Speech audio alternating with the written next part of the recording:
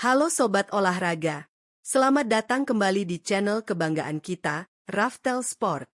Tempatnya analisa sepak bola paling tajam, faktual, dan pastinya selalu up to date. Pada kesempatan kali ini, admin akan membahas sebuah laga super big match yang baru saja memanaskan tensi sepak bola tanah air. Ya, turnamen pramusim paling bergengsi, Piala Presiden 2026, akhirnya resmi bergulir. Dan laga pembuka grup A langsung menyajikan pertarungan klasik bertensi tinggi antara tuan rumah Persib Bandung menghadapi tantangan dari Singoedan, Arema FC, pada hari Sabtu, 25 Juli 2026, langsung dari gemuruhnya Stadion Sijalak Harupat, Kabupaten Bandung. Ekspektasi tinggi tentu mengiringi kedua tim. Di satu sisi, Persib Bandung memulai era baru di bawah komando pelatih anyar asal Kroasia, Igor Tolik, yang meneruskan tongkat estafet dari Bojan Hodak. Di sisi lain, Arema FC datang dengan ambisi besar bersama pelatih Marco Santos untuk membuktikan kapasitas mereka sebagai tim spesialis turnamen pramusim. Namun, hasil akhir di lapangan berkata lain, Sobat. Arema FC harus rela menelan pil pahit dan mengakui keunggulan tuan rumah. Skuad Singoedan dipaksa menyerah di laga perdana ini.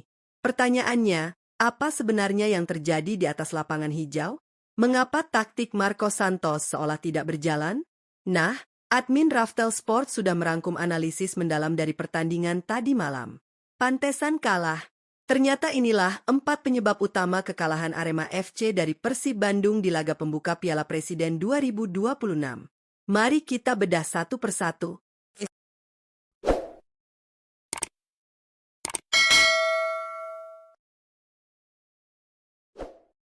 Faktor pertama dan yang paling terlihat jelas sepanjang jalannya pertandingan adalah kurang kreatifnya lini tengah Arema FC. Di atas kertas, Marco Santos menurunkan komposisi pemain yang menjanjikan.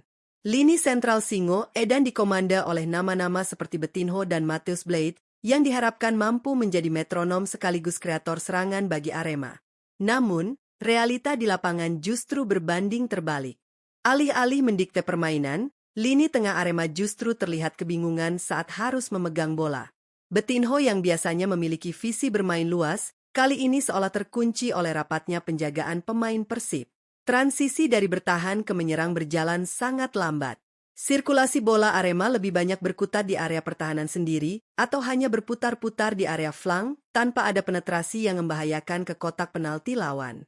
Akibatnya sangat fatal, Sobat. Karena minimnya suplai bola dari lini kedua, para penyerang Arema menjadi sangat terisolasi.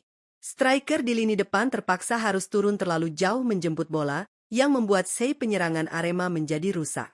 Umpan-umpan terobosan atau true pass mematikan yang biasanya menjadi senjata mematikan sama sekali tidak terlihat di laga ini. Kurangnya chemistry dan visi penyerangan di sektor tengah ini benar-benar membuat daya ledak Arema FC tumpul. Tanpa suplai bola yang matang, sehebat apapun strikernya, tentu tidak akan bisa mencetak gol. Inilah kelemahan krusial pertama yang gagal diantisipasi oleh Marco Santos. Lanjut ke faktor kedua. Kekurangan Arema FC di lini tengah tadi tidak lepas dari kejeniusan taktik pelatih baru Persib Bandung, Igor Tolik. Ya, pada laga debut kompetitifnya ini, Igor Tolik langsung memamerkan identitas permainan modern yang luar biasa solid. Alasan kedua kekalahan Arema adalah penerapan high pressing Persib yang tampil sangat solid dan sukses mendominasi jalannya pertandingan. Sejak peluit babak pertama dibunyikan, Persib Bandung tidak membiarkan para pemain Arema bernapas dengan tenang. Igor Tolik menginstruksikan para pemainnya untuk melakukan pressing blok tinggi atau high block press. Setiap kali pemain belakang atau gelandang Arema memegang bola, akan ada 2 hingga 3 pemain Persib yang langsung melakukan swarm atau mengerubungi si pembawa bola. Transisi negatif, yaitu momen ketika tim kehilangan bola, dilakukan dengan sangat cepat dan agresif oleh skuad Maung Bandung. Taktik ini terbukti sangat ampuh merusak skema build-up Marco Santos. Pemain Arema seringkali panik dan terpaksa melakukan sapuan bola jauh ke depan secara spekulatif, yang dengan mudah dipatahkan oleh barisan pertahanan Persib. Lini tengah Persib yang dinamis tidak hanya kuat dalam bertahan, tetapi juga cepat dalam melakukan recovery bola. Igor Tolik berhasil menyuntikkan karakter pantang menyerah khas Eropa Timur ke dalam skuad Persib, membuat mereka tampil Spartan selama 90 menit penuh tanpa memberikan ruang tembak yang nyaman bagi pemain-pemain Singoedan. Faktor ketiga yang menjadi pukulan telak bagi mental para pemain Arema FC adalah kualitas individu pemain asing baru Persib Bandung. Di saat pertandingan berjalan sangat ketat, pembedanya adalah sentuhan magis di sepertiga akhir lapangan. Dan momen itu tercipta melalui gol yang luar biasa indah di babak pertama, tepatnya pada menit ke-23. Finishing sempurna William Barros melalui bakhel sontekan tumit sukses mengoyak jala gawang Arema, menyusul umpan atau assist cantik dari Berguinho. Proses terciptanya gol ini layak masuk ke dalam daftar gol terbaik turnamen, sobat. Berawal dari skema serangan yang tertata rapi, Berguinho yang beroperasi di ruang antar lini berhasil menarik perhatian beberapa pemain bertahan Arema. Dengan visi yang luar biasa, Berguinho melepaskan sodoran umpan silang mendatar yang sangat presisi ke jantung pertahanan Singo Edan. Di sanalah William Barros menunjukkan kelasnya sebagai striker haus gol. Tanpa melakukan kontrol bola yang memakan waktu, Barros mengambil keputusan instan dengan melakukan penyelesaian akhir menggunakan tumit atau bakhel yang membuat kiper Arema mati langkah. Gol cepat di pertengahan babak pertama ini langsung mengubah konstelasi pertandingan. Persib semakin berada di atas angin, sementara mental punggawa Arema langsung anjlok.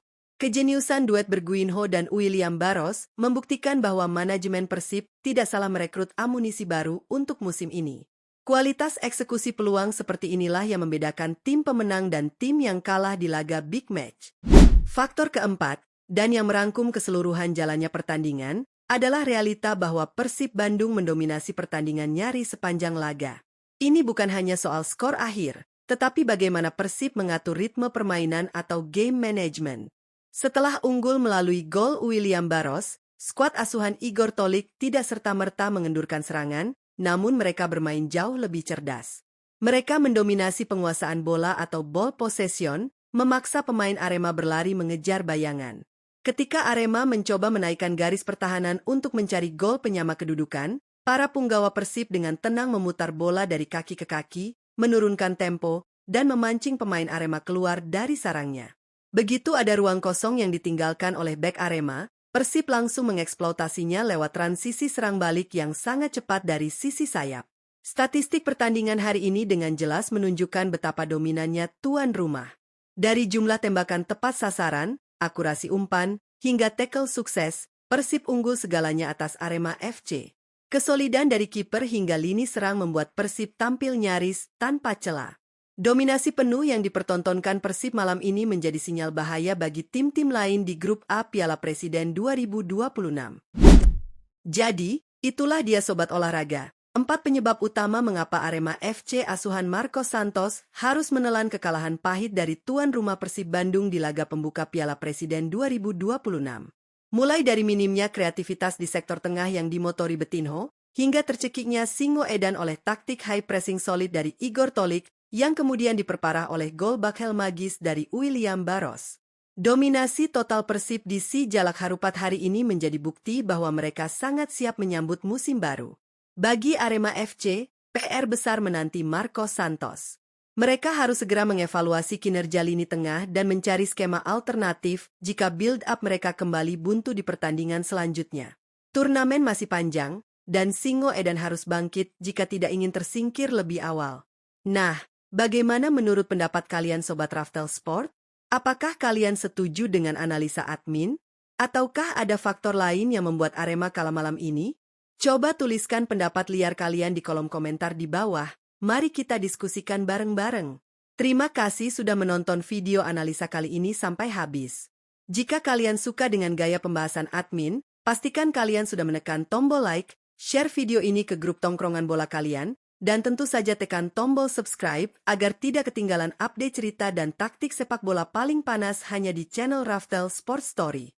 Salam olahraga, dan sampai jumpa di video selanjutnya.